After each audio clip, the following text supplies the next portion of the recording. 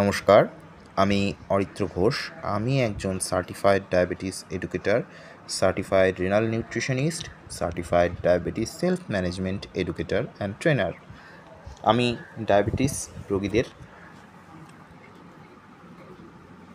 কীভাবে তারা নিজেদের ডায়াবেটিসটাকে কন্ট্রোল করতে পারবেন সেই বিষয়ে পরামর্শ দিয়ে থাকি। এছাড়া ডায়াবেটিক রোগীদের আমি ডায়েট চার্ট প্রিপারেশন করে থাকি এবং রেনাল নিউট্রিশনিস্ট যারা পেশেন্ট আর কি, তাদেরও আমি ডায়েট চার্ট প্রোভাইড করে থাকি।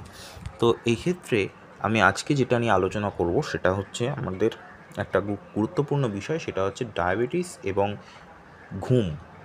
ডায়াবেটিস এবং ঘুম, আমরা ঘুমের যে সমস্যা আর কি, ডায়াবেটিস এবং ঘুমের সমস্যা। প্রথমেই যে ব্যাপারটা নিয়ে আমি আলোচনা করব, ঘুম। মানুষের জীবনে ঘুম একটা খুব গুরুত্বপূর্ণ বিষয়। ঘুম যদি কারুর জীবনে মানে কারুর দৈনন্দিন জীবনে, রুটিন মাফিক জীবনে যদি পর্যাপ্ত পরিমাণে না হয়, তাহলে সে কিন্তু 6 থেকে 7 ঘন্টা যেটা আমাদের ঘুমানোর কথা, সেটা যদি সে না ঘুমায়, তাহলে কিন্তু প্রত্যেকটা ডেইলি লাইফে কিন্তু প্রত্যেকটা কাজে তার এফেক্ট পড়বে। তার এনার্জি থাকবে না, তার কাজ করতে মন চাইবে না, তার খিদে পাবে না, তার সবসময় ক্লান্তি ভাব থাকবে। এবার সেই পার্সনটা বা সেই পার্টিকুলার সেই ব্যক্তিটা বা ইন্ডিভিজুয়ালটা, সে যদি ডায়াবেটিক হয়ে থাকেন, তিনি হতে পারেন টাইপ 1 হতে পারেন, তিনি হতে পারেন টাইপ 2 হতে পারেন। যাই হন না কেন, তিনি যদি যেরকম টাইপেরই ডায়াবেটিসের রোগী হয়ে থাকুন না কেন, সেটা লাডা হতে পারে, মোটি হতে পারে, যাই হন না কেন, তাদের ক্ষেত্রে কিন্তু সমস্যাটা আরও ভয়ানক। এবার ধরুন, আপনি ঘুমাতে যাওয়ার আগে বেশ খানিকক্ষণ আপনি মোবাইলে স্ক্রিন টাইম অন্ধকার ঘরটা করে বেশ সুন্দর করে আপনি খালি চোখে মোবাইল স্ক্রিন টাইম দেখছেন। গিয়ে আপনি ঘুমাবেন ধরুন 12টায় বা 1টায় ধরুন ঘুমাতে গেলেন, বা দুটো কাজ করতে করতে ধরুন 2টো হলো, 2টোয় ঘুমাতে গেলেন। তার আগে আপনি ধরুন খুব 1টা-1.5টা অবধি খুব আরামসে মোবাইল ঘাঁটলেন, বা 1টা অবধি মোবাইল ঘাঁটলেন, চলো মেনে নিলাম। এইবার তো কী হবে, আপনার শরীরে যে হরমোনসগুলো আছে, বিশেষ করে যে হ্যাপি হরমোন, মানে হচ্ছে আমাদের ডোপামিন, আর হচ্ছে আমাদের যে স্ট্রেস হরমোন যেগুলি আছে, আমাদের শরীর তো একটি বায়োলজিক্যাল ক্লক, তো সেখানে কিন্তু আমাদের হরমোনের ব্যালেন্সগুলো কিন্তু নষ্ট হতে পারে। এই স্ট্রেস হরমোন এবং যে আমাদের হ্যাপি হরমোন আছে, তাদের কিন্তু ইমব্যালেন্স হতে পারে, বা সেগুলোর কিন্তু ভারসাম্যতা যেটা আছে সেটা নষ্ট হতে পারে। প্রথমেই আমরা যেটা নিয়ে আলোচনা করব সেটা হচ্ছে ইনসমনিয়া, অর্থাৎ অনিদ্রা। অনিদ্রা কী করছে, আমরা যখন অনিদ্রা কথাটার মানে হচ্ছে ঘুম না আসা। আপনি যখন ঘুমানোর চেষ্টা করছেন কিন্তু ঘুম আসছে না, যেটা কিন্তু আপনার যে ব্লাড সুগার, যে রক্তে যে শর্করা বা চিনি বা গ্লুকোজ যাই বলুন না, সেটার ওপর কিন্তু এফেক্ট করবে। সুতরাং ডায়াবেটিস এবং স্লিপ দুটো কিন্তু একটার সঙ্গে একটা কোরিলেটেড বা এফেক্টিভ কিন্তু। আচ্ছা, এরপরে যেটা নিয়ে আমি আলোচনা করব সেটা হচ্ছে স্লিপ অ্যাপনিয়া, অর্থাৎ আমরা সোজা কথা, বাংলা কথা এটাকে বলি স্লিপ প্যারালিসিস বা বোবায় ধরা। আপনি ঘুমিয়ে আছেন, আপনি খুব মোটা একজন মানুষ, কথার কথা বলছি, কোনো একজন খুব যদি মোটা হন, আপনার বিএমআই নর্মালের থেকে বেশি 24, আপনি খুব ওবেস বা overweight, grade 1 obeys, grade 2 obeys, সেক্ষেত্রে আপনি রাত্রিবেলা অনেকক্ষণ চিৎ করে ঘুমানোর পর, অনেকক্ষণ চিৎ করে ঘুমানোর পর আপনার মনে হলো কেউ যেন আপনার ওপর কেউ একজন চেপে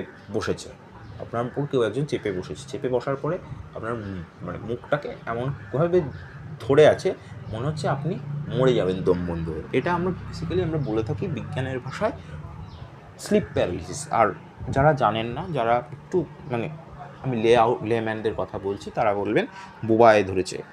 যাই হোক, এই স্লিপ অ্যাপনিয়া সেই স্লিপ অ্যাপনিয়াটা কি, এটা আপনার যে ব্রিদিংটা, আপনি ধরুন চিত হয়ে ঘুমিয়ে আছেন, তো ঘুমানোর সময় আপনার যে ব্রিদিংটা, আপনি যে শ্বাস প্রশ্বাসটা নিচ্ছেন, সেই শ্বাস প্রশ্বাস নেওয়া এবং ছাড়ার সময় আপনার ওটাকে বন্ধ করে দেয়, যেটা বললাম আপনাকে। বন্ধ করে দেওয়ার ফলে কী হচ্ছে, যেটা আপনার ইনসুলিন রেজিস্ট্যান্স, বডিতে ইনসুলিন রেজিস্ট্যান্স যে হয় সেটা টাইপ 2 এর ক্ষেত্রে হয়। টাইপ 2তেই বেসিক্যালি ইনসুলিন রেজিস্ট্যান্সটা দেখা যায়।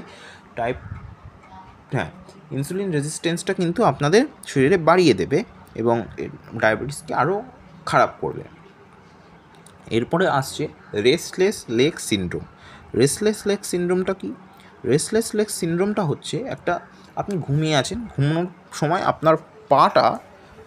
সময় আপনার পায়ের যে শিরা উপশিরাগুলো আছে সেগুলোতে আপনার বেশ মানে একটা স্বাচ্ছন্দ্য বোধ করছেন না। আপনি একটার উপর একটা মনে হচ্ছে আপনার লেগে গেল, শিরাটা একটার উপর একটা লেগে গেল, বেশ আপনি পাটা সোজা করতে পারছেন না বা পাটা টান করে রাখতে পারছেন না, মনে হচ্ছে আপনার মানে প্রাণটাই বেরিয়ে যাবে এরকম ব্যাপার আর কি।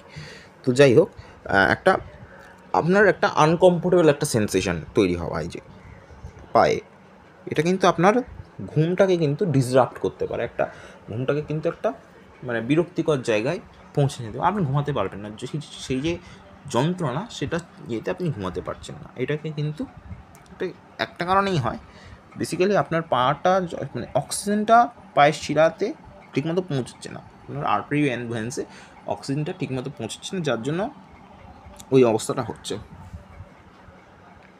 পর্যাপ্ত পরিমাণে অক্সিজেনটা না পৌঁছানোর কারণে, পর্যাপ্ত পরিমাণে নিউট্রিয়েন্টগুলো না পৌঁছানোর কারণে কিন্তু এটা হয়। অনেক সময় এটা হয় যে পায়ের যে নার্ভসগুলো থাকে সেগুলো ড্যামেজের কারণেও হয়ে থাকে।